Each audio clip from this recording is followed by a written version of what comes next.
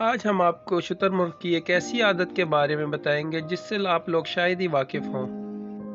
ایک ایسا بھید جو دلچسپ ہونے کے ساتھ ساتھ عجیب بھی ہے۔ آئیے چلتے ہیں اس بھید کو جاننے کے لیے۔ شتر مرغ 20 سے 30 انڈے دیتا ہے اور پھر ان کے 3 حصے کرتا ہے۔ ایک حصہ زمین میں دفن کرتا ہے اور دوسرے حصے کو یہ دھوپ میں رکھتا ہے اور تیسرے حصے کو شتر مرغ سیتا ہے۔ جب بچے نکل آتے ہیں تو دھوپ والے انڈوں کو توڑ کر یہ بچوں کو پلاتا ہے۔ جب وہ ختم ہو جاتے ہیں تو دفن کیے ہوئے انڈوں کو نکال کر ان میں سوراخ کر دیتا ہے۔ اس میں سے نکلنے والے مواد کو کھانے کے لیے چونٹیاں اور دوسرے کیڑے مکوڑے جمع ہو جاتے ہیں، جنہیں پکڑ پکڑ کر شتر مرغ اپنے بچوں کے آگے ڈالتا جاتا ہے۔ اگر آپ کو ہماری آج کی ویڈیو پسند آئی ہو تو چینل کو سبسکرائب کر دیجئے اور لائک شیئر کے بٹن کو ضرور پریس کر دیجئے۔